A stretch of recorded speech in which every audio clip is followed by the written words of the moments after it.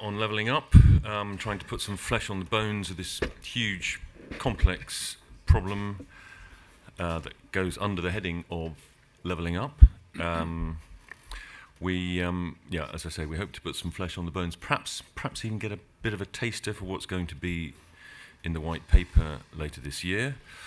Obviously, the subject has an enormous number of moving parts. It can be looked at from lots and lots of different angles. I think some of the things I've been writing about it, I think it's helpful to sort of think about it in at least three big clusters. The kind of infrastructure, business support cluster, the human capital, training, graduate retention cluster, and the devolving power, pride in place cluster of ideas. And there are, of course, two other major aspects to levelling up. One, of course, is the question of how we will know when we have levelled up. How do we measure it? What are the metrics for levelling up?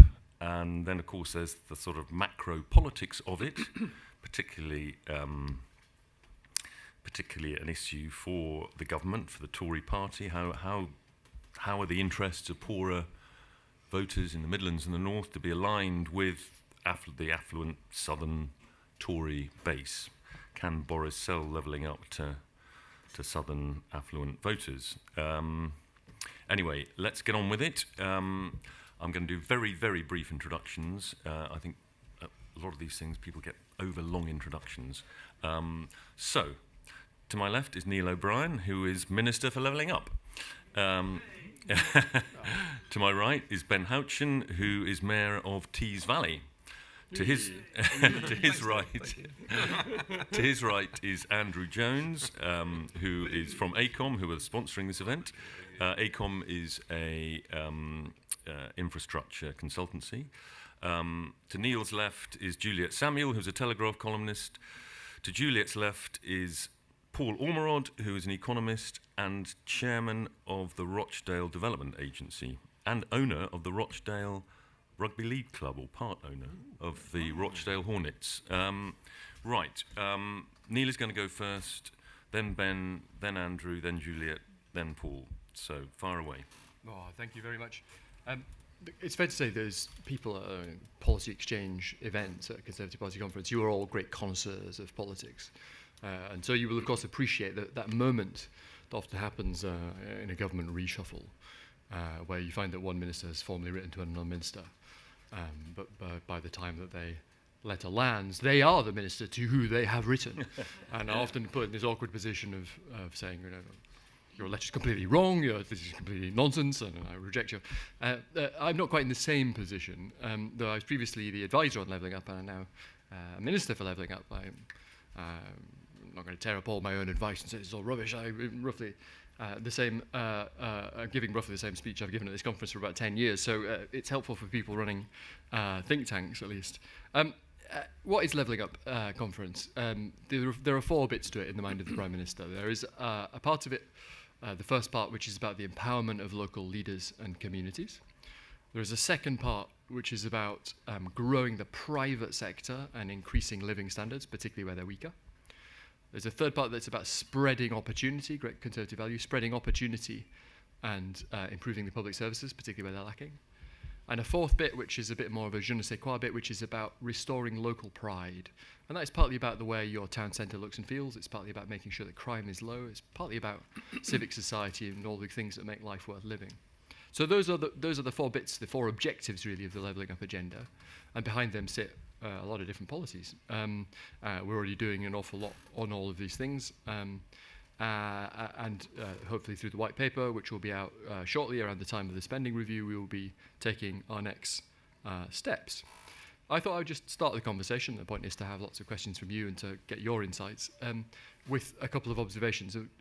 One is about how we're going to do things slightly differently to how governments have done this in the past. And then the second is to kind of rattle through some of the ideas and the policies and the things that we're working on. And if we think about what this is, to directly answer the question that our chair puts is that this is not about North versus South. It's not versus the Midlands and Southwest. It's an agenda for the whole country. And that is recognising that even within affluent overall places like London and the southeast, there are places that are seriously poor. There is no shortage of poor people in London, even though the city itself has done well over the last overall over the last 20 years. And it's also an agenda for the whole country in a different way. Some of these things that we're trying to tackle, if you look at the maps and the geography of them, if you think about a problem like crime, that's actually worst in London. And there is something that is about this agenda which is kind of more than the whole is more than the sum of its parts. There is, I think, an argument that if we wonder why it is that countries that are more geographically balanced are also stronger overall, why is it that every country that is richer per head than the UK is also more geographically balanced? Well, the opposite is true. All the countries that are poorer are more unbalanced. We can think of reasons why that might be. It's partly about the efficient use of resources, because, of course, if you've got an economy where in one part of the country, you know, the tube and the trams and the trains are all overloaded and the house prices are sky high, and land is in total demand, and then in other parts of the country you've got places that are crying out for jobs where the infrastructure is not totally used and where you've got more space, then you can see that obviously that's not efficient overall. And you also find, for economists in the audience, there's the problem with labour market matching. If the opportunities are too far away from people, then it's hard to take them. There's a lot of people, particularly if you're not highly qualified. David's great work on all this. You don't want to be commuting miles and miles if you're going to be earning the minimum wage, and you need your nan to look after your kids because childcare is always going to be expensive. So bringing opportunity a bit closer to people also means more people can seize the opportunity, and we get that conservative result. So this is an agenda for the whole country. It's got something to offer to all of it. It can help take the pressure off the most overloaded parts and potentially get the rejuvenation that we want in some of the parts where people have felt rather neglected for a long time. And how is our conversation about this different? You know, a lot of governments have come along and said, we want to do something about this. I'm sure Tony Blair used to talk about this. How are we going to do things differently? You know, there is a part of this is about scale of effort. We do need to put our backs into it, and we are doing that. We are making major investments in skills and in transport and all these other things. But we also need to box smart, right? It's not just about spending. So the debate, I think, has changed in various ways over the last couple of years. There's more clarity, I think, now that the gaps in performance around the UK are a bit bigger than most of our peer countries.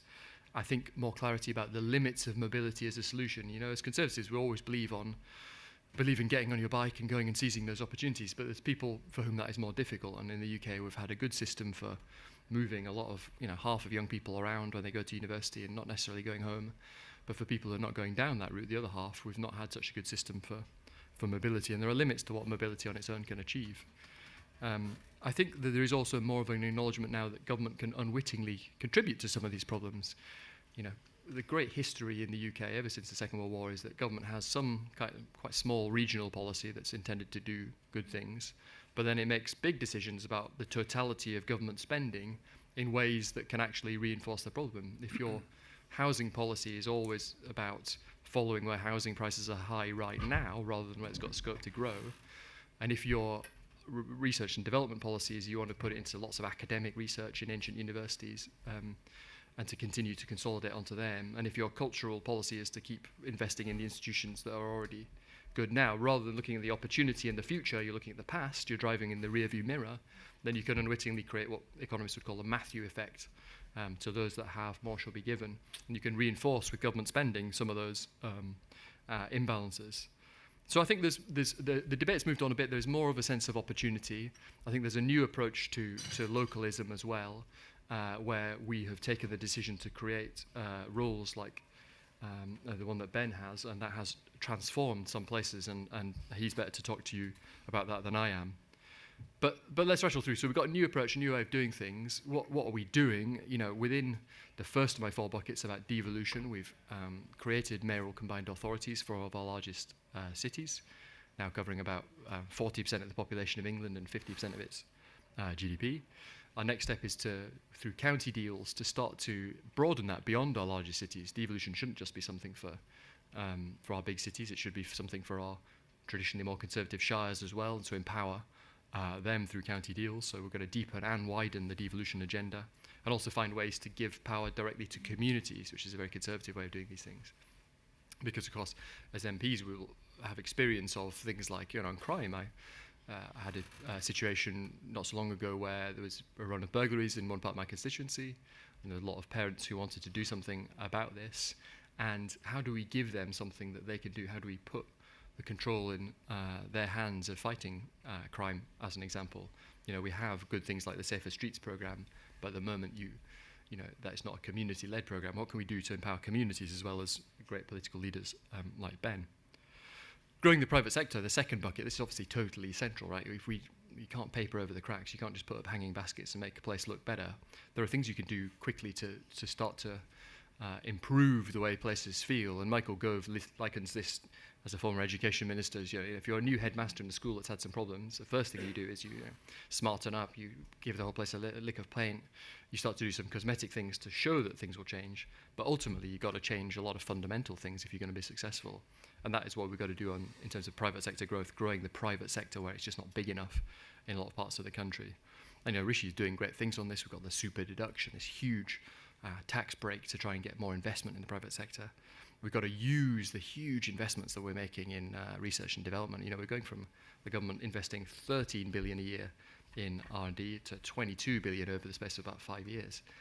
That's a huge investment. It's the right thing to do. Britain's not had enough investment in science and technology, and that is why so often the things we've invented have slipped away from us and been commercialized in other countries. But how do we use that big investment to really drive private sector growth, not just academic research, but the growth of small businesses, high-tech businesses, good jobs?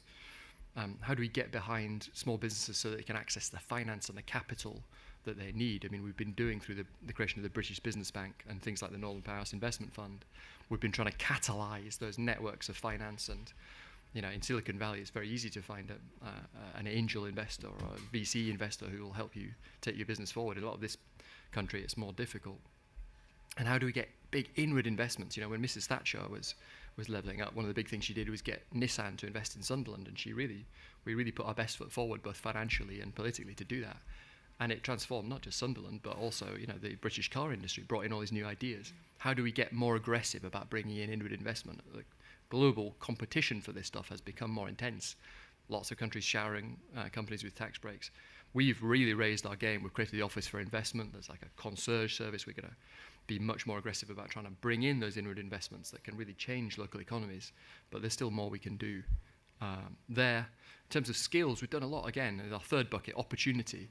Right? We have created much more parity of esteem between the technical and the academic side. We've created T levels as a proper equivalent to A levels on the academic side.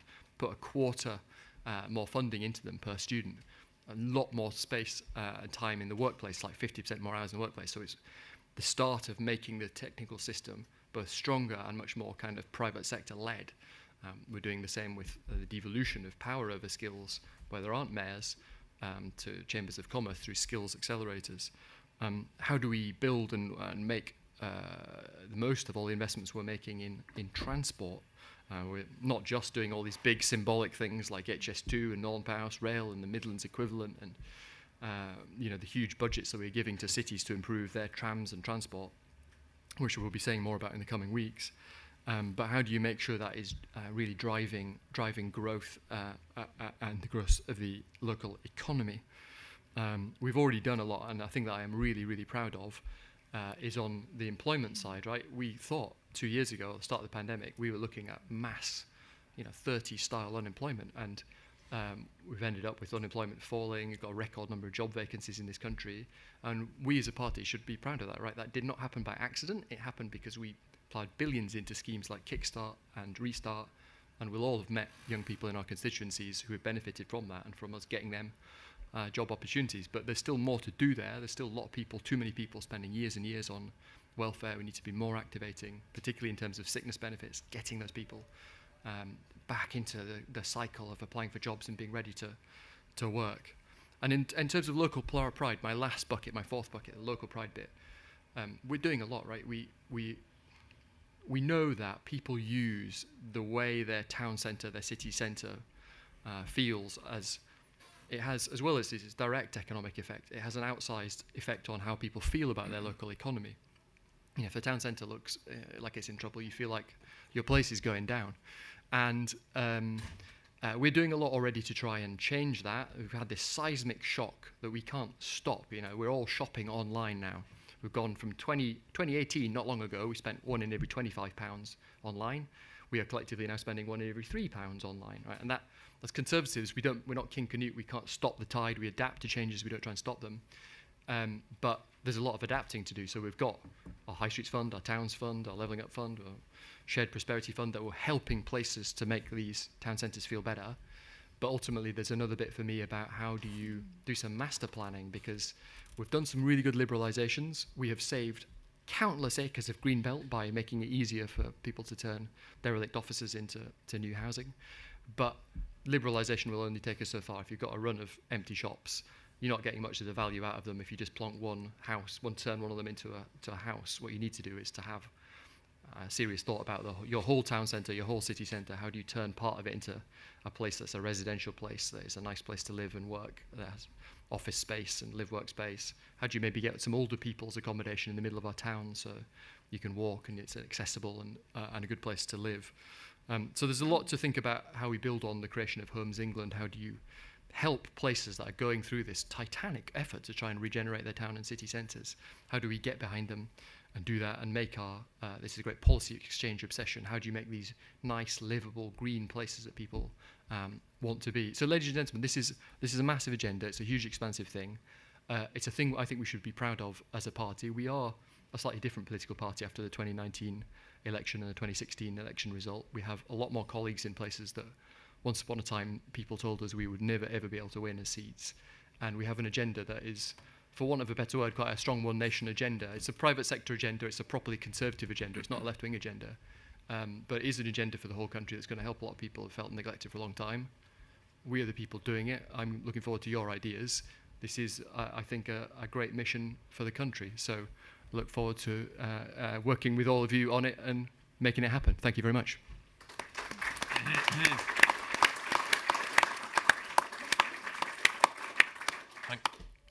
Thank you, Neil. I know we're talking about levelling up, but could we do a bit of spreading out at the back? I mean, there's room in the corner over there, so that people aren't clustered so much around the door. Two seats at the front for people who are brave. Yeah, there's two seats at the front. There are a few seats down here still. Great. There's a couple in there too. Yeah, and could somebody stand at the door and make sure it's closed? There isn't too much noise outside at the moment, but the volume might rise. So Ben, over to you. Thank you very much. And really interesting listening to Neil set out the government's agenda for levelling up. I mean, I'll give you the local context of what I think levelling up is, and it's really an extension of what Neil's set out. Levelling up for places like Teesside, Darlington, Hartlepool, the Tees Valley, the area that I represent, is actually about jobs and investment. You know, it's an area that has relatively high levels of unemployment compared to the rest of the country. That has all of the knock-on effects that we understand as Conservatives. That's less money in people's pockets. That's less money to look after themselves and their family. That's less money to spend in our local high streets supporting businesses. It's less money for people to be entrepreneurial and maybe look at starting their own business. And we've got to recognise that governments of both colours for the last 40, 50 years and beyond have underinvested in large parts of the country outside of large city centres. And levelling up is about readdressing that balance. And we were just talking, Andrew, beforehand, the term Northern Powerhouse isn't often talked about anymore, albeit we do sometimes use it in a Northern Pride context. But the reason we use levelling up is the issue around levelling up is evolved. It's not just, as Neil's rightly said, it's not just a North versus South thing. Actually, I think there is a more nuanced conversation we could have about cities and everyone else, which I think is where levelling up probably does sit more realistically. But if you look at Teesside has similar problems to places in Cornwall with similar levels of deprivation, lack of connectivity, lack of opportunity, that lack of ability to be able to connect to job opportunities and therefore aspiration for not just people today but for future generations as well. Now, I think a lot of what the Secretary of State has set out on what the high-level levelling up agenda actually is largely a process rather than outcome-driven, and we need to look at can we increase levels of employment in parts of the country that have been stubbornly high for a long time. One of the really interesting things that I think we need to address on the levelling up agenda is also setting out how long-term levelling up is actually going to be. So I can't say that I came up with this fact. I have to give a shout out to Kevin Hollenrake, the MP for Thurston Moulton, that came up with this statistic. So if it's wrong, you can blame him. But I've seen him say in Parliament a number of times, and he said to me that when you look at the relative difference between the GDP of the north of England versus the south of England, it's not dissimilar to that of East and West Germany at the fall of the Berlin Wall. And, you know, the Germany as a united country now is still trying to manage the uptick between East and West Germany 20, 30 years on from the fall of the Berlin Wall. That's the scale of the challenge that we face for levelling up. Now, what's really interesting is, from a political standpoint, how do we demonstrate to the public that we are absolutely bought into levelling up? This is a key priority for the Prime Minister. We will be judged on this at the next general election. How do we show some quick wins for people in places like Teesside and Stoke and Bolton and other parts of the country, including Cornwall, that shows that we are demonstrably getting on with the job? Because the public will only go with us for so long. They buy into the project. We saw that in the 2019 election with the number of people that voted for us for the first time. And we don't need to have completed that journey. What we need to have done is started that journey. We need to be able to say at the next election, you know, there is a factory that's going to employ 2,000 people. It is half built. There are construction jobs being created. Your train station is being upgraded. Your bus services are improving. They need to get better, but you can see that your bus services and your rail services are getting better. People need something to point to elect us at the next election. Because I've always been a believer that people want to be proven right. You know, people who voted for us for the first time want an excuse to vote for us again, to show that it was the right thing to do. If you look at places in the north of England, especially in places like the northeast, you know, it used to be, you know, my dad, my granddad, my great-granddad, my great-great-granddad have always voted Labour, and therefore I vote Labour. And you've got to recognise the pull that that creates to somebody for the first time in voting Conservative. And we can all debate why that happened, but now that it's happened, they want to be able to turn around at the next general election and say, I know that my family for generations have always voted Labour, but I knew it was the right thing to do because my hospital's being improved, or my train station's being improved, or there are more jobs here than there were at the last general election. So I think we can define levelling up in much firmer terms around improving GDP for large areas of the country, improving job opportunities, improving transport connectivities. And I think in phase one of levelling up, a lot of that is around hard infrastructure, because there are areas that haven't been invested in for decades compared to other areas. And so for places like mine, which we are not unique, but places like mine, we haven't seen investment. And therefore, the investment we need in level one of phasing up is just to get us to the starting line with the likes of Manchester and Birmingham and London. I mean, I know that Andy Burnham just this week has said that he wants £1 billion for the government to have a London-style transport system. That would be amazing for Teesside, Andy. We would love that too. But we don't even have buses that reach our rural areas. We don't have a train that turns up to Middlesbrough once every half an hour to get to the East Coast Main Line to then get us from Darlington to anywhere else in the country. There are places that can't even have the conversation, like the likes that Sadiq Khan likes to have about improving tube services and going 24 hours and all that great stuff that London has to offer. There are parts of the country that we need to get to the starting line. Now, very quickly, because we want to get into questions, but one of my solutions to this, which is where I am very pleased that the government are moving in, and as Neil has suggested, is more devolution. Because one of the reasons that we've been so successful in Teesside, one of the reasons that people like Andy Street has been so successful in the West Midlands, is that we all know in this room that the centre, Whitehall government do not have all of the answers for what matters in your area. I mean, I remember when I was first elected in 2017, going down to Bays to talk about things like hydrogen and CCUS and all this good stuff that we want in the region.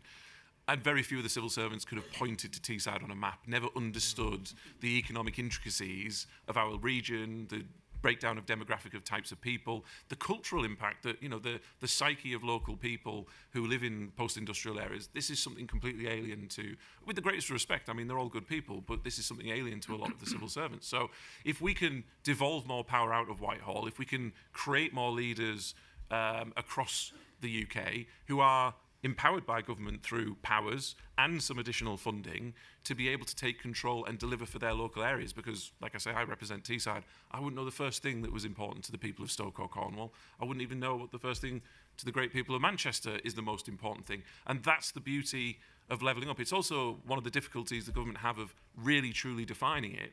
Because what levelling up means to Teesside is very different to what levelling up means to Manchester.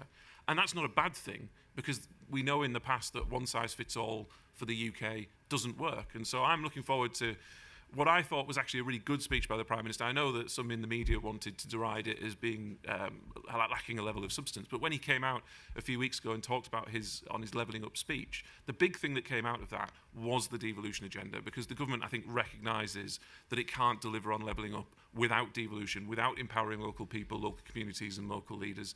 And hopefully, in the White Paper, we'll see that and we'll get on with it sooner rather than later, because time is running out for the next general election for those people to see the difference, so they vote for us again.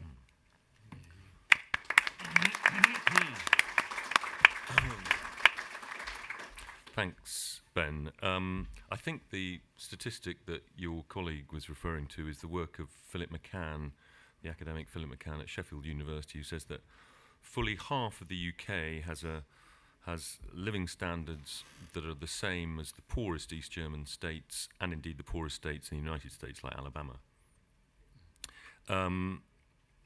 Andrew, over to you. Thank you. The twin themes of this conference have been levelling up and net zero, and Ben and Neil must be exhausted in terms of the number of fringes that they've been into.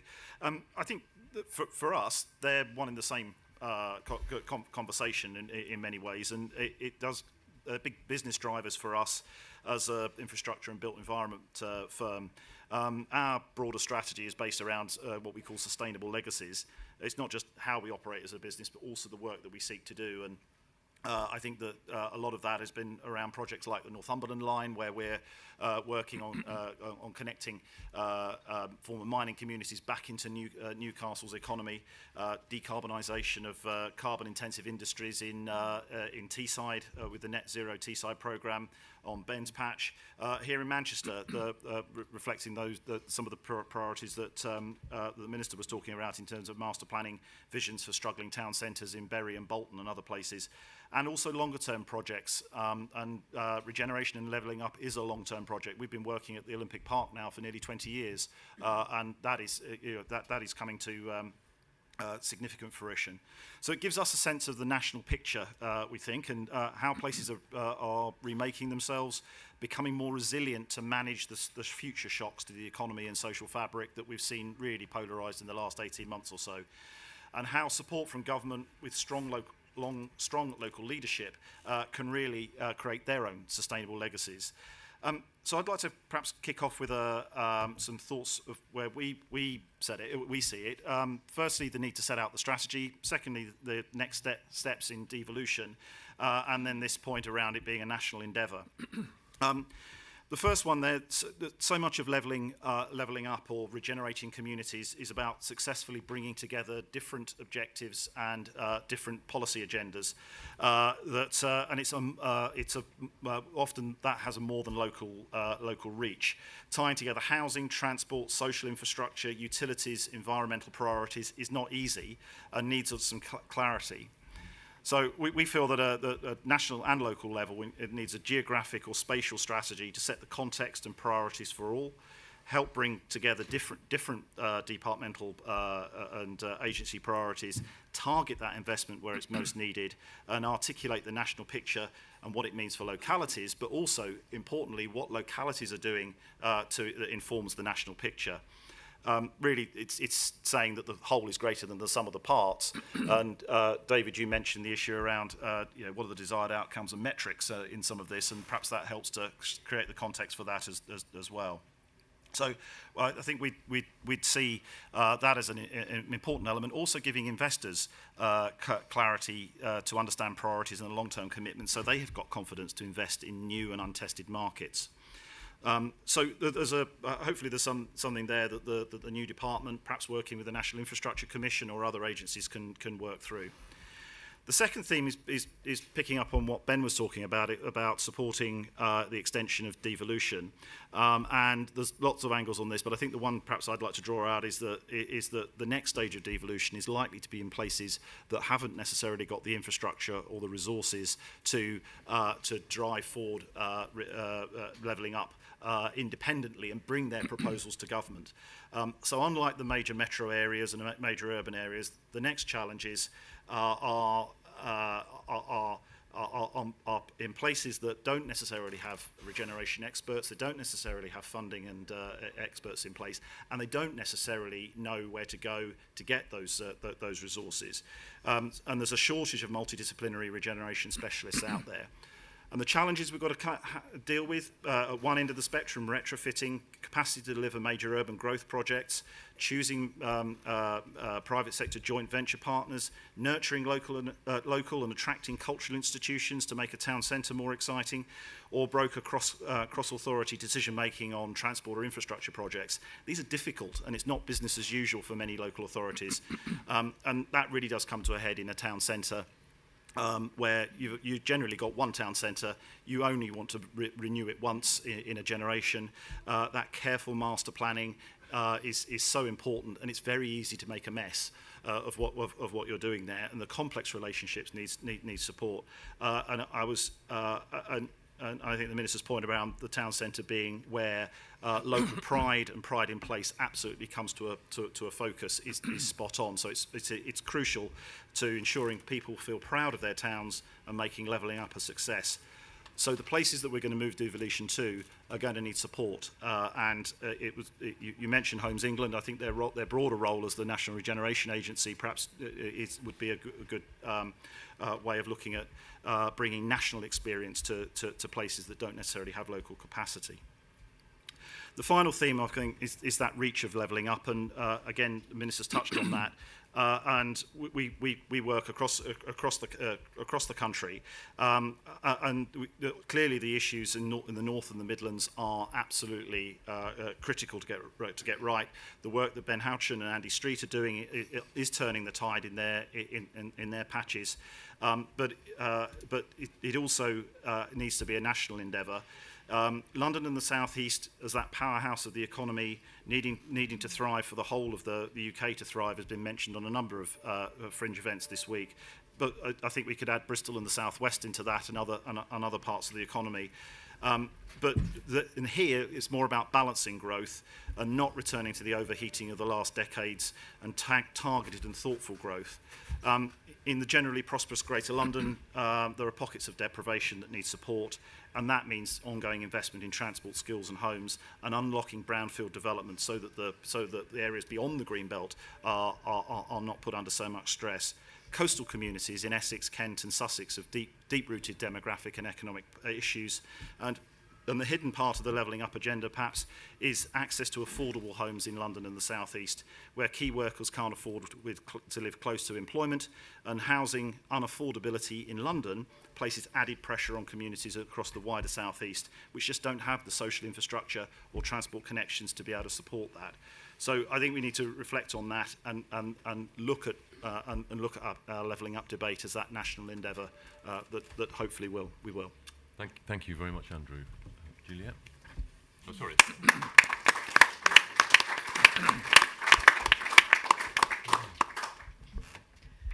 I'm going to talk mainly about wages because that's to some degree been the argument of the week, is the government's argument about the labour shortage and wages, and it also is something that should or needs to do a lot of the heavy lifting in rebalancing the economy, because there is a huge wage disparity between the most productive parts of the country and the least productive parts, which tend to be further away from London and the south.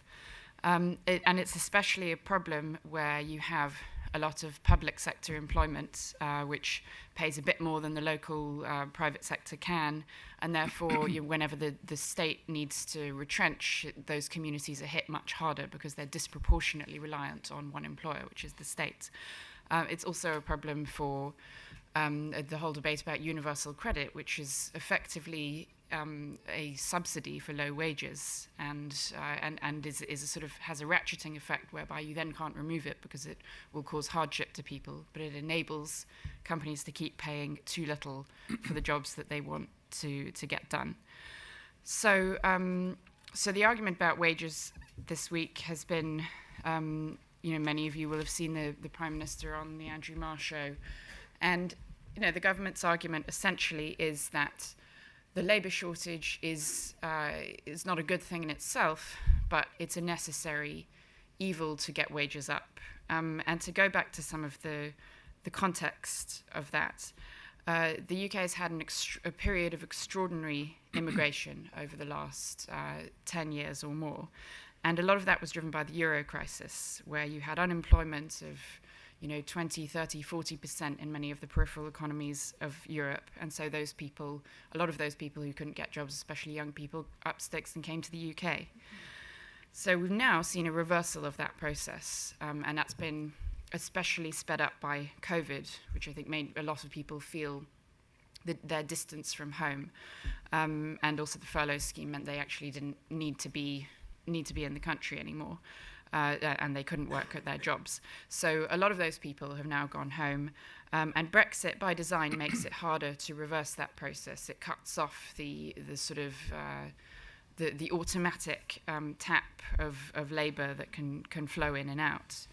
So the argument that business is making, most prominently by Lord Wolfson today, is that we should reverse that stopper on the flow of migration, and we need to release it again, let business bring in as much labour as they judge that they need. But the problem with that is essentially that we have not had wage growth for at least a decade, if not longer, in this country. And if you take one example, HGV drivers, the average wage of an HGV driver in this country has not risen in real terms for a decade. And conditions are also very poor. Shifts, rest stops, all that sort of thing. And if you compare, the average pay for an HGV driver in this country is about £27,000 a year. In Australia, which has had shortages for over a much longer period and therefore had to respond to them, the average wage is £39,000 equivalent, that is a huge gap. So if you did do what some businesses want, and we went back to a state where the borders were more porous, then the small rise in wages would attract workers in, and wages might rise a bit, and then they would probably stop rising. But what we're having instead is that wages may enter a more sustained rise, and that on the face of it looks like an unmitigated good thing, because, as I said, many people in jobs that have shortages have not had pay rises for a very long time. The problem is inflation, and that was the argument Lord Wolfson was making, is that we're going to get into a situation where we have an inflationary spiral. Wages go up, therefore people spend more, therefore prices go up, and then prices start to outstrip wages, and actually there's no improvement in living standards at all. There's just higher prices, and businesses can't do what they need to do and get the labour that they need. Now, a bit of inflation would not necessarily be a bad thing for a short period, because it would have a redistributive effect from people, potentially could have a redistributive effect from people on very low wage jobs to people who buy more stuff and maybe could afford to pay a bit more for that stuff. But if it takes off, it will be a disaster, especially due to the debt levels in this country. If the Bank of England is forced to raise interest rates, it's going to be very ugly recessionary period. The good news is that there are two mitigating factors, potential mitigating factors for this. And the first is that we're in an extraordinary period of demand that's probably not going to last that long, no longer than 6 months. You have a massive build-up of demand that has come off the COVID lockdowns across the world, where essentially people have been sitting at home with cash piling up, buying more and more stuff, and now there's a traffic jam of goods and of labour, people to drive the goods around the world everywhere. And that is going to work its way through the system, very likely, and go away. But you'll still have other drivers of inflation. So what is it that we would like to deal with that? And the answer is investment, hopefully, is investment. And the reason that wages are essential to investment is we've had this odd debate over the last year where people have, a lot of economists and politicians have talked about, well, we don't have good productivity, and without good productivity, we can't have wage growth. But that's backwards. You get good productivity when there's an incentive to invest, and there's an incentive to invest when the cost of labour is so high that you actually need to start defraying that cost by investing in equipment, better processes, training, all that sort of thing. And this is where we come back to the rebalancing debate. There is one phenomenon that people have noticed across the Western world, but particularly in this country, is that there is a long tail of companies in the economy who simply haven't adopted the latest technology or the latest processes that most competitive firms have. So people worry a lot about concentration in supermarkets, pricing out everyone else. And part of the reason for that is that supermarkets have adopted much more advanced processes than many other firms have, and partly they've been able to do that because they could invest. But partly there seems to be a kind of either a lethargy or barriers to investing in really quite basic productivity improvements across the country by many smaller firms, and that is keeping a lid on productivity and therefore on wages. And it's no coincidence that companies like big supermarkets are the ones leading the charge in putting up wages for HGV drivers, because they're the ones who can afford it because they've got all their supply chains sorted out. They're the ones who have the most flexibility to raise wages and to sort that out.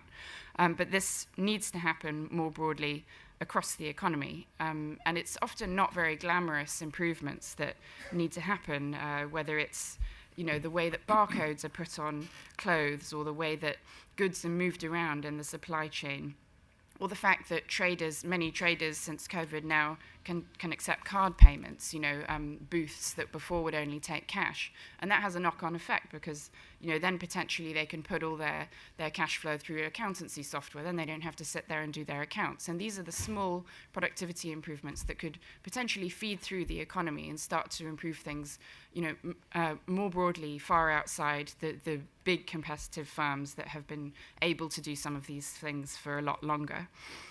And there's also sectors like farming, which have been complaining for a long time that they simply can't afford to produce food to the level that the low prices that supermarkets demand. But there's no intrinsic reason why our farming industry shouldn't be more productive. I mean, the Netherlands, for example, is one of the most productive and efficient producers of food in the world, and there's no particular reason why our economy shouldn't also be able to follow in their footsteps. So I think there's a real danger here in the government's policy, which is essentially to let the difficulties and the shortages play out, because we could get runaway inflation. On the other hand, if you immediately start to stamp down on this and you start to revert back to a different model, the model of higher labour supply, you'll cut off any change that needs to happen in its tracks. And so I think a huge part of the rebalancing or the levelling up agenda has to be for all of this to work. And I think what the government really needs to do is look at all of the potential barriers to the investment that's needed along the way, and rather than letting an inflationary spiral develop, saying, well, what are the things that are going to stop firms investing in productivity improvements that will cut off this spiral? So there are lots of other areas we could talk about, but I think wages are really going to be at the core of this agenda if it works. Thank you.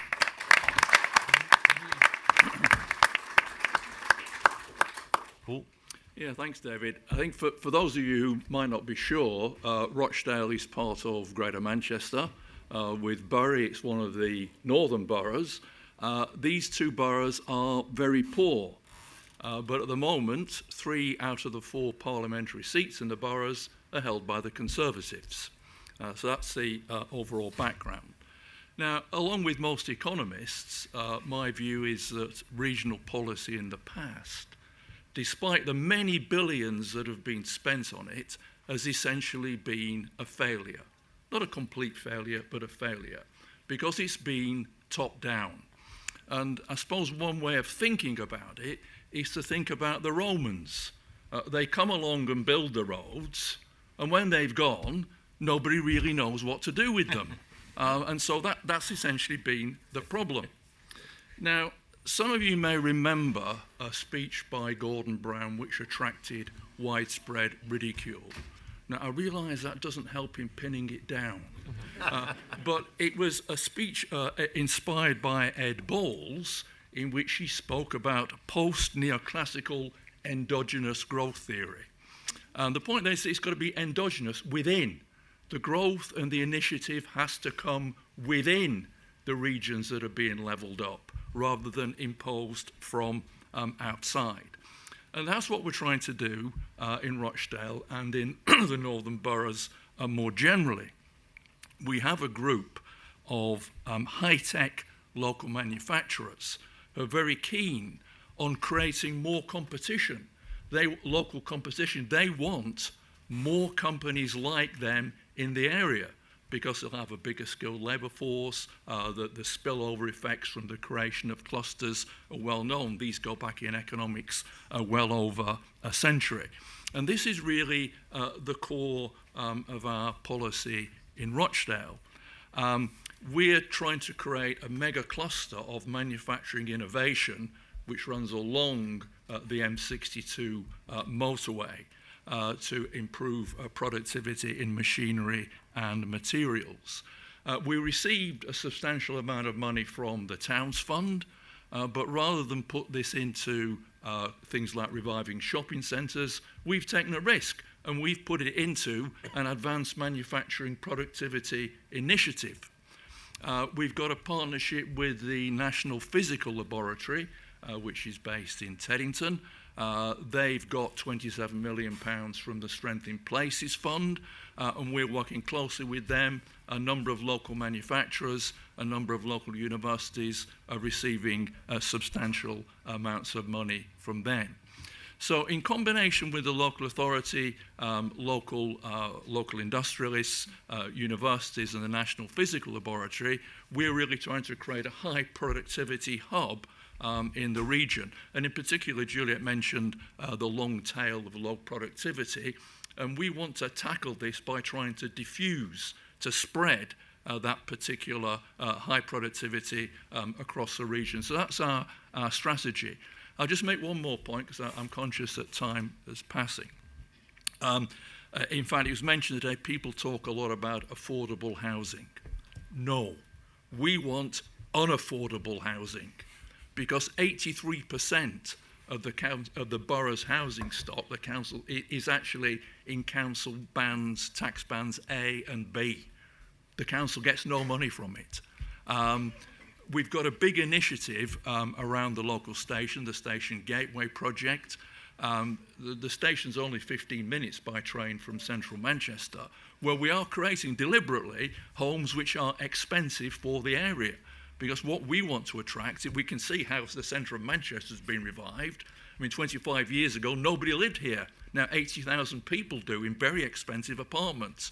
We want some of them to come and live around Rochdale Station, where they can get it for half the price at the cost of a 15-minute train journey. So those are our plans, to create advanced manufacturing initiative and to actually have some unaffordable housing. Thanks very much.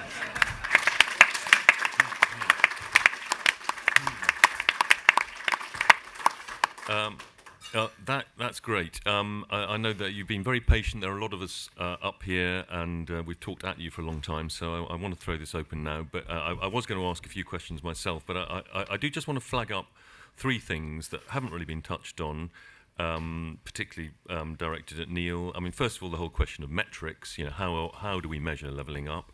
I mean, I'd love to hear something about that, and whether there's going to be something in the white paper about that.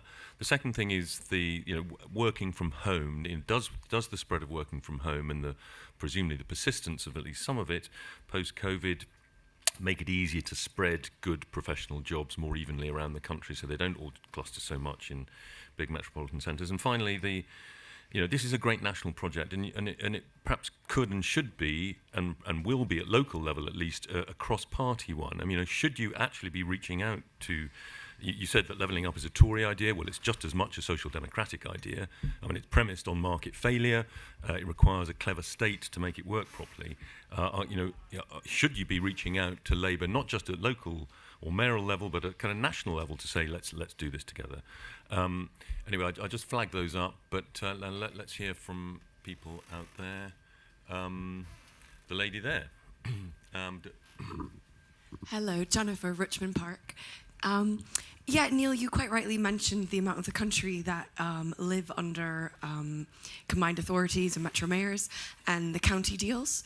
But I'm just wondering that, putting that to one side, what about onward devolution in England for those places that already have metro mayors? Is the state of devolution good enough? Or given the over-centralisation of the British state, should this government be going further and devolving greater powers? Thank you. Thanks. And I forgot to say, as our great leader, Dean Godson, always says, no question too outrageous, but always just tell us where you're from and who you are. So, the gentleman there. Hi there, Tom Martin from Quattro. A lot of panels, I think, people ask, what are the 3 things we want from government? So I just want to turn that on its head and perhaps say, what are the 3 things that government wants from business to help it deliver the levelling up agenda? Guy at the front here. I suppose really where are you from? Chandler from Market Harborough. One of the challenges with levelling up is it means so many things to so many people. So wages being a huge factor, and in a lot of the fringes that I've gone to, it's very hard to understand what levelling up actually means in simple terms. And secondly, more than a soundbite, what would it mean to somebody on polling day? Let's take a couple more. Gentleman over there, and then a woman in black over there. Thank you. When I left school a long while ago, Mike Whitehead, Yorkshire, Hull actually. When I left school, about 50% plus of the sixth form stayed in and around the city.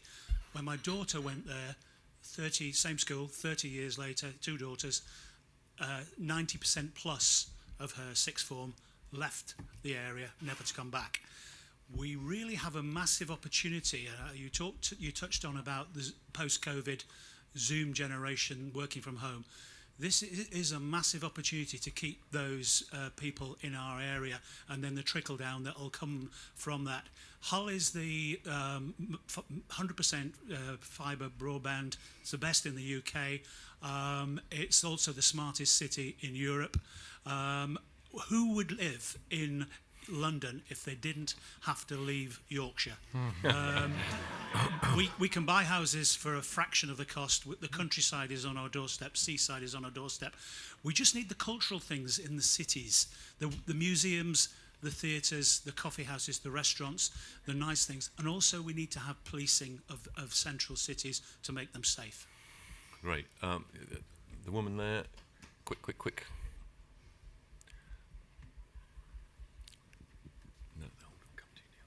Thank you. Lauren Asplin from the Health Foundation. So there's been a lot of kind of key issues discussed today, but I suppose less on kind of the need for health to play a big role in levelling up. And there's been a lot of appetite, and it's been highlighted by Sajid Javid that we need to invest more in prevention and kind of improve healthy life expectancy, take the pressure off the NHS. And he's also said that we need to tackle alcohol and tobacco use and obesity. But the public health grant has been cut by 24% in the last 6 years. And I suppose to put this into context, that's kind of equivalent to £43 per person in Blackpool. So it feels, I guess, that these cuts are really kind of running counter to the levelling up agenda. So it would be good to understand whether you think we need, a properly funded public health services, and also kind of whether improving health will play a big role in the upcoming white paper. Okay, let's just come back here. We'll hopefully have time for a few more questions, but Neil, the main answerer, as it were. Ben, Jennifer had a very good question. Yes, we should go further in terms of devolution. Various of the existing mayors are keen to do new things and to build on what they've done. Andy Street's done incredible things to sort out local skills, and he's got ideas about how to go further on that. And yes, I'd love to broaden it out as well to more places that have got good ideas. We're just talking about Hull. I mean, there's the discussion about devolution there. Chandila, my association member, I should come to immediately. How will it feel different on polling day? Well, in a place, if you feel like the economy has been weak for a long time, you can see it starting to revive. You feel like education is good, not just in your schools being turned around, but also if you go down the technical route, it's serious, it's taken seriously by employers, it's going to get you a good job. your town centre, even if it's not perfectly fixed yet, starting to revive. There's not loads of empty shops, a sense of a buzz about the place, and a sort of sense of local agency. You know, we're in charge. This place is going somewhere. We are able to do things, not just have things done to us by central government.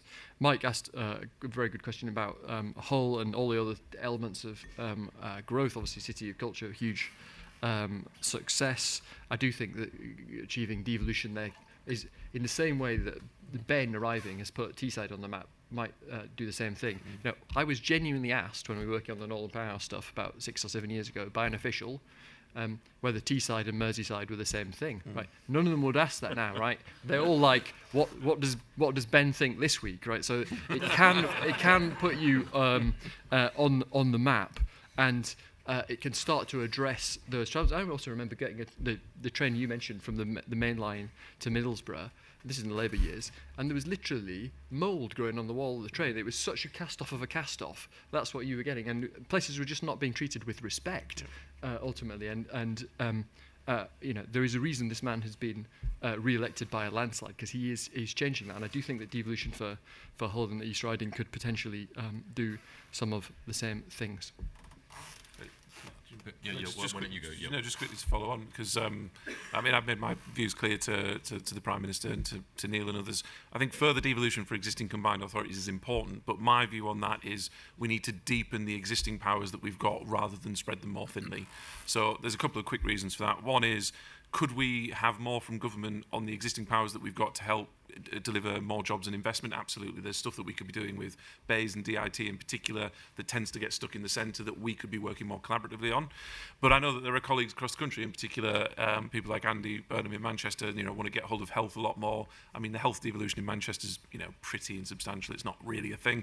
But the argument is, if you spread an organisation like that more thinly, it becomes a bit more bureaucratic. And one of the benefits of combined authorities so far is, in effect, the razor-like focus, as in effect politically accountable RDAs, which helps us to regenerate that, which goes to the point in the Humber. I mean, the Humber and Teesside are huge competitors at the moment. We're both offshore wind hubs. We're both the centre of the universe. We're both massive chemical clusters, but we're also key partners. And what I hear from the private sector, huge investors from across the world, is they don't know who to go to in the Humber. And the Humber, because of its politics, because of the way that the local authorities are split up and the way that the constituencies work, it's difficult for an international investor. It's always that point. It's one of the reasons I think that mayors are really important as part of devolution, even on the county deal level, is, we all remember the phrase, if you want to call Europe, who do you ring? It's the same for devolution. People don't want to go to their local council or MP, or nobody really knows who the local council leader is. What they want is a person responsible that they can sit across the table from and do business with. That's where, to be fair, everybody north of the Humber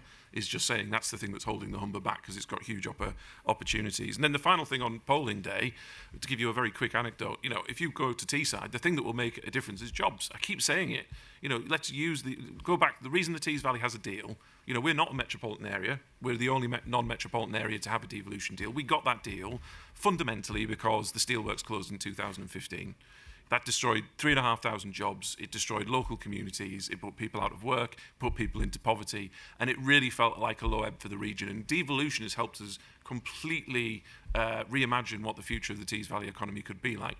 The reason I got re-elected in the way that I did is because we had a narrative and we were showing progress towards it doesn't always have to be this way. So at the next polling day in 24, when you got people like Jacob Young, the first Tory to ever be elected as a Conservative in Redcar with a more than 30-plus point swing in 2019, those same workers that lost their jobs in 2015 want to see things like the offshore wind blade factory in GE physically being built, thousands of construction jobs, full-time, well-paid jobs. We talk about wages. You've got the skills agenda. 39% of people in the Tees Valley have a level 3 qualification and above. The GE factory that's going to create 2,000 jobs, 74% of those jobs are going to be level 3 and above. So we can really start to see that people, like I say, it doesn't need to be the finished product, but people need to see their areas improving, and the knock-on impact that has on high streets, local transport is there to be seen. How important is the Freeport to you? And is there some sort of inland equivalent that one could imagine? Well, it's it's essential, really, and it's a really interesting, because when I speak to the media in particular, they say, "Well, you want more borrowing?" Well, not necessarily. Well, you want to raise taxes? Well, no, not necessarily. There is smarter policy that government can come up with that doesn't cost money, like the Freeport agenda, that can actually help level up large parts of the country. I mean, I know Policy Exchange, CPS and others have done some fantastic reports that shows actually free ports will disproportionately benefit the bottom quarter percentile of local authority areas across the country. We're seeing that. There's going to be one in the Humber, there's going to be one in Teesside, the one in Merseyside. London Gateway, granted, is probably a bit further ahead than us, but it just shows that actually there's more creative ways of doing this than deciding that levelling up is just about subsidy or taxation, actually. And that's where devolution has really helped, because where you get devolved areas, they can come up with solutions to help central government. The one frustration that I have in certain areas of the civil service at the moment is when you go with solutions, you're not listened to. And, you know, Teesside, especially on the net zero stuff, in the same way that the Humber, we've got the solutions for things like CCUS and hydrogen and offshore wind. You know, the government could have picked that up 3 or 4 years ago from us, but the civil service, for whatever reason, take the view, well, if it didn't come from us, therefore it's not really a valid view to have. So there's also not just powers, not just money, there's a rebalancing of respect between devolved areas and central government, particularly the civil service, that I think needs to be readdressed as well. I'll bring everybody in for a final comment, and Andrew, Paul and Juliet, but I just want to get a couple more questions in. But actually, before I do that, I do want to just press you, Neil, on the whole question of metrics. I mean, you haven't mentioned it. I mean, are we going to have something in the white paper on how you're going to measure levelling up? Yes. Good. Right. 2 or 3 more. Lady at the back in black and gentleman down here. Thank you. Sorry. Victoria Hills, I'm the Chief Executive of the Royal Town Planning Institute, so it's a question for Ben and Andrew. One of the first areas to level up through devolved powers was London. It had a strategic London plan, really strong planning powers to enable London to get its act together, integrated strategy across the city region. What role do you think that sort of strategic planning powers could play in the levelling up planning reform agenda to help other areas follow suit? Thank you. Good. So planning, and down here.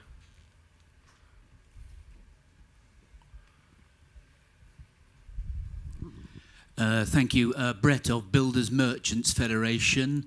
Neil, whose department is unfortunately not called LUNCH, which disappoints me greatly, but he nearly stole my question, and my question is about affordable childcare. Strikes me that if levelling up is about anything, it's about affordable childcare, because whether you're a struggling and stretched mum or dad in either Ben's Teesside, Paul's Rochdale or the South Coast, if you haven't got affordable childcare, you're not going to get a mass return. Couple more quick ones. Lady here and a guy over there. Lady in a mask that is now being removed. Hey, stop. Thank you. Susie Morley, Mid-Suffolk District Council leader. How are we going to ensure that levelling up the north doesn't result in levelling down the south? I'm from Suffolk. We've got Energy Coast, we've got Freeport East, but we've got high levels of deprivation, we've got no cities, no motorway, and we need we have aspirations for a county deal. How are we going to make sure that we get it? It'll have to be the final one, I'm afraid, gentleman over there. Richard Vardy, Sunderland. Speaking from, as you said, Nissan's example, one of the things that really worked, I mean, there has been a lot of investment under the Labour years, but the thing that really works, and it's not about expenditure, but it's about incentives. Where development really worked, it was about incentives to get Nissan, not to put public sector money in. It was about incentives to get somebody, and then it became the most productive car factory in the world.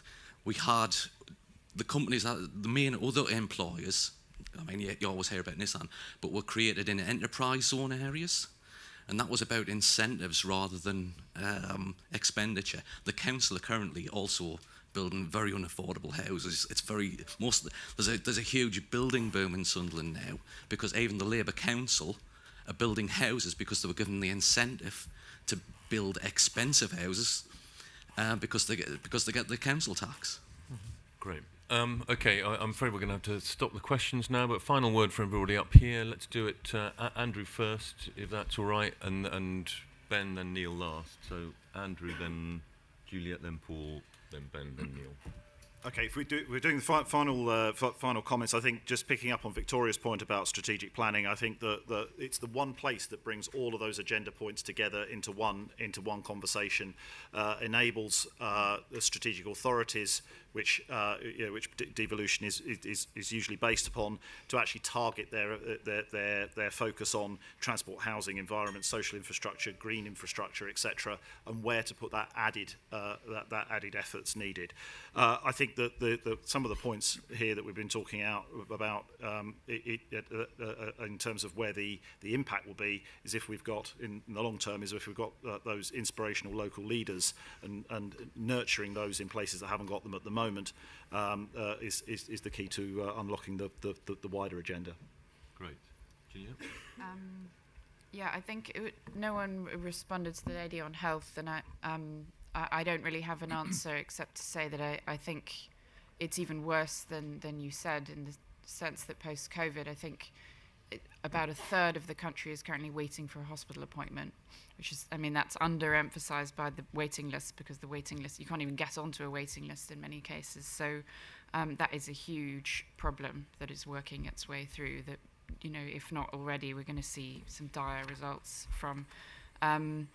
Childcare, it was actually on my list of things to talk about, and then it sort of fell by the wayside. I think I totally agree.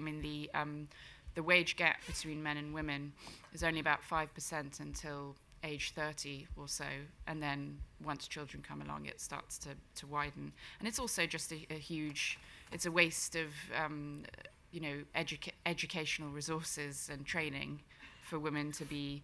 It's fine to take a few years out of the labour markets, human and many women want to, but to be then sort of permanently downgraded in the labour market, it's a huge cost to them and to the whole economy. It's a huge problem.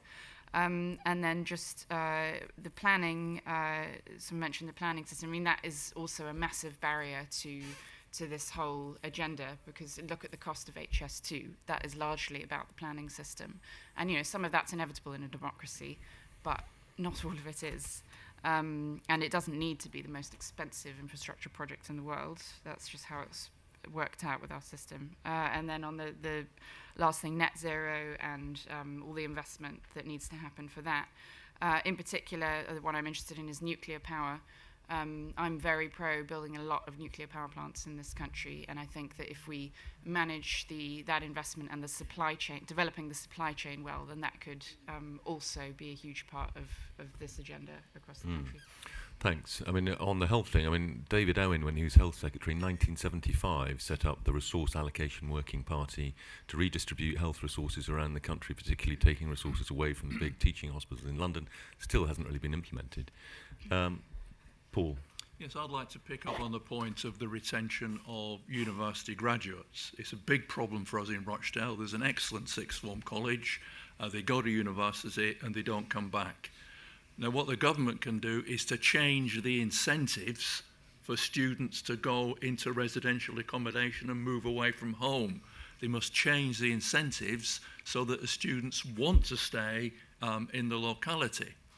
And I think a second point on this is that the universities have shown by the use of new technology, and they're using COVID as the excuse, that they don't need the students to be there. They can teach online. I can just give a little plug. I write a regular column every week for City AM newspaper, and I've just written it this week on this very subject, about actually having more online teaching and less people going away to universities and staying in their localities. So there's a lot that the government can do on this. I appreciate it might not be very popular with parents who like to see their children go away, but it's essential.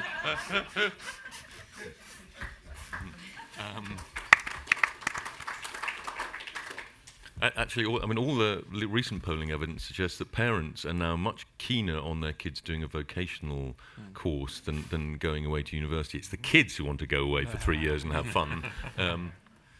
Ben. Yeah, just to re-emphasise a couple of the points. The planning one is really interesting, and to get into some of the strategic planning that can be done within the regions, I think people should start to look at the test cases of mayoral development corporations that can be set up under combined authority devolution deals. We've got one in Teesside on the former steelworks site. Again, it's not necessarily a subsidy because there's no cash that comes with the mayoral development corporation.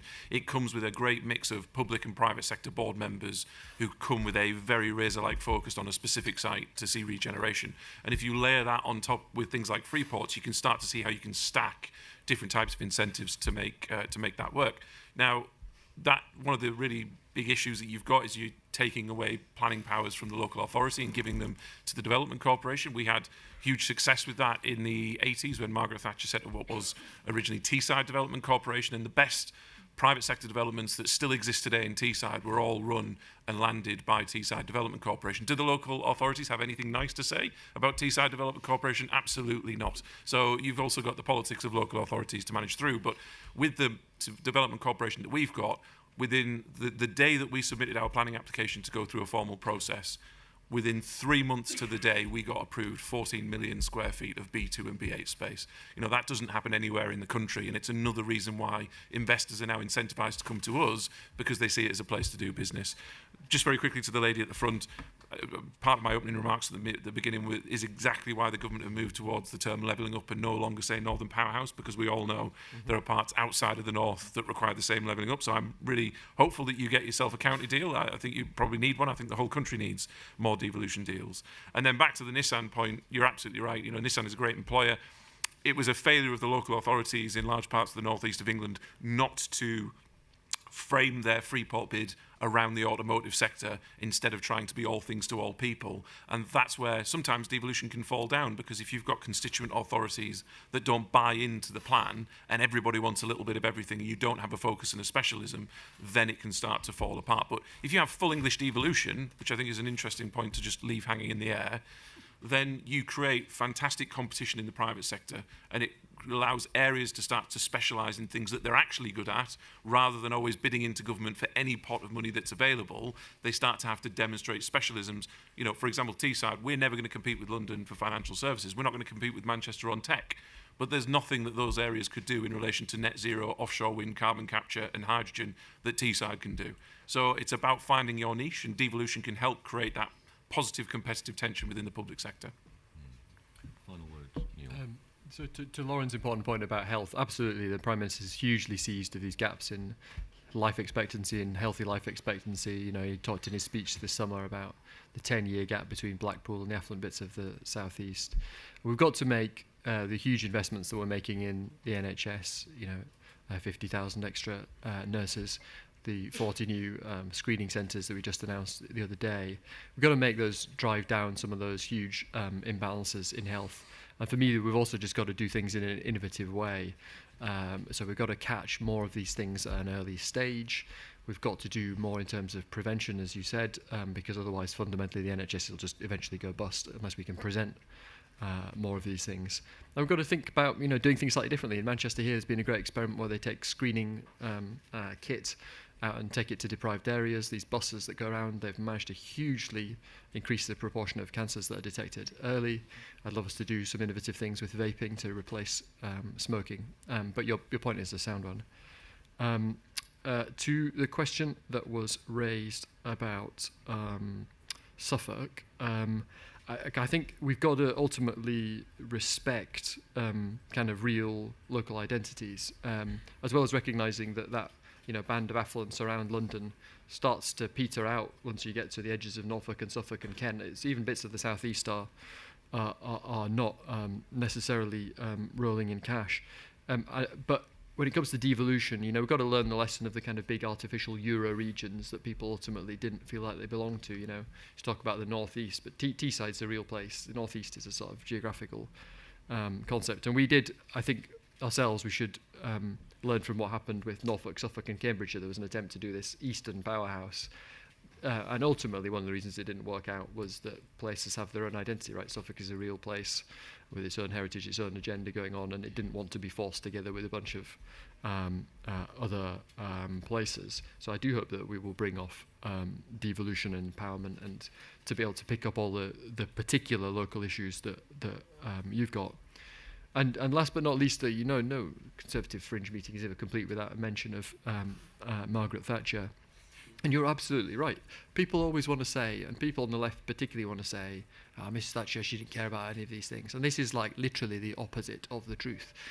She was the one who created in the early 80s the urban development corporations that took East London and Docklands in Liverpool from being a wasteland to being, the financial capital of Europe, totally regenerated waterfront in Liverpool. If you think about the long Good Friday when he's going around East London, what it looked like before her and Michael Heseltine got hold of it and put in the DLR and put in the new road and regenerated all that land. This is, to David's point, is this really a right-wing agenda? Is this really a Conservative agenda?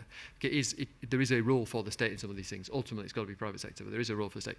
And again, up in Sunderland, it wasn't just bringing in Nissan and doing the same thing for other car companies and doing the same thing for medicines. There was a degree of getting out there and hustling for this country in the Thatcher years.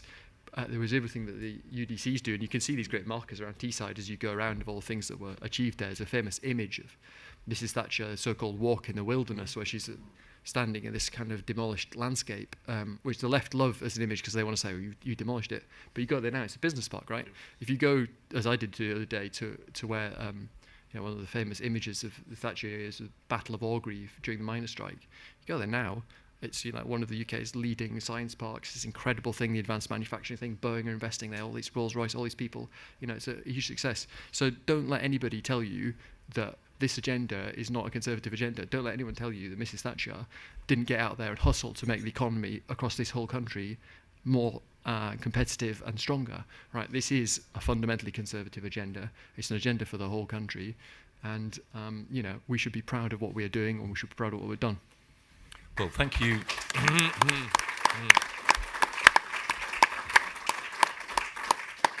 Thank you very much. I think we've had really useful contributions from everybody up here, and we're particularly honoured to have had two of the absolute key players in this most important of all national policy agendas. So let's give them another clap.